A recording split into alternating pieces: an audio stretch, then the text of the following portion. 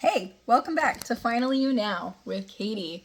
So today I'm going to talk about something I learned in corporate America when I worked for a Fortune company on customer service, and it's called can you guess the name, philosophy? So there are 4 equations to this. The first one is play. The second one is make their day. Third is be there. And the last one is choose your attitude. And the example of this is up in Seattle. My sister used to live there. And up at Pike's Fisherman area where people would go, and it's, right there on the dock. And normally you go get fish, and fish can be gross and smelly. But they would have this fun philosophy that they would do where they would play with the people by throwing the fish, and people would have to catch it. And then they would make their day because it was very memorable. Like, you don't normally go and order crab or shrimp or fish and have it thrown at you, right? So it's very memorable.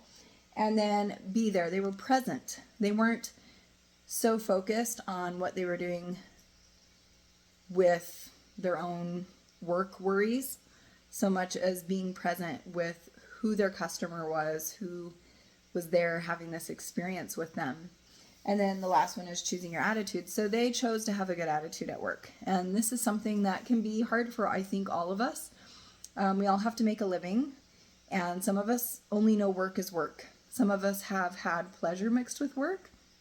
Some of us are innovative and may have entrepreneur skill sets, and maybe we work for ourselves. Everybody's different. So whether you're an entrepreneur, whether you're working for the man, whether you're working blue collar, white collar, whatever you're doing for work, there's always a way to have more fun. And there's always a way to bring more enjoyment to what you're doing.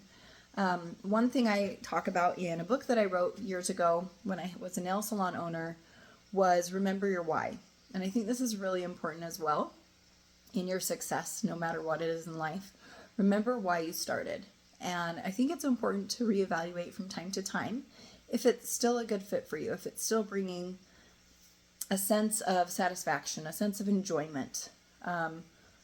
What quality is your career choice, work bringing to you? Are you using skills and passions and qualities that you're good at, or that you have a sense of fulfillment in? And then the last thing I want to share with you is an example of one way that I added fun when I was a manager as an event planner in a really popular vacation city. And it was a lot of work, and we would have late hours, long hours, very demanding work. And so I wanted to make a way to not only just loosen up the culture, but also create a sense of safety and vulnerability when things did not go ideally, especially in event planning. You always have a plan to execute, but it doesn't always go according to plan. And so one way I did this, there's a popular movie out there that was put out where there's actually 2 movies now. The first one has 4 basic emotions, and those emotions are anger, fear, joy, and sadness. So you can probably guess the movie. And I had little figurines from this movie that I had on top of the desk that was at my office when I was a director here. And I would ask my staff who worked at night to push or pull out whatever emotion they felt that day at work. So let's say it was a good day and happiness is out. So I would see that, and I would ask them to send me an email of why happiness was out. And let's say it was a really, really stressful day. Maybe they had fear out and anger out, okay? And then I would know from their email why these 2 figurines were out. Now, if it was a super huge, big emotion, I asked them to take it off of my top of my desk and put it directly front and center in front of my computer on my keyboard, so I knew that this is something that we needed to have a deeper chat about, or maybe something that I, as a manager, needed to fix or address or work on in order to keep employee satisfaction for that staff member. And it took a minute for people to get used to this, what seemed silly as an idea, but it allowed for a lot of crucial conversations to be had and problem solving to be addressed. and it actually ended up becoming really fun. So whether you go with the formula or you just look for new innovative ways to make your work culture better, or you rediscover and play with your why for what you're doing and decide if you need to change a pace too.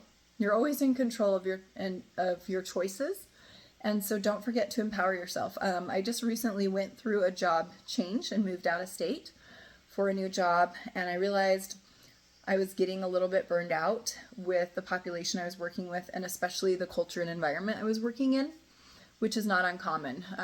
Those can shift a lot with people that we're working with, whether it's someone we're serving or peers and things like that. So I just want to give you encouragement to give yourself permission to not stay in one place if it's not bringing joy and satisfaction to your life. So that's it for Finally You Now. Thank you for watching. Make sure to subscribe below, share with your friends on social media, and I'll see you next time to add a little more fun to your life.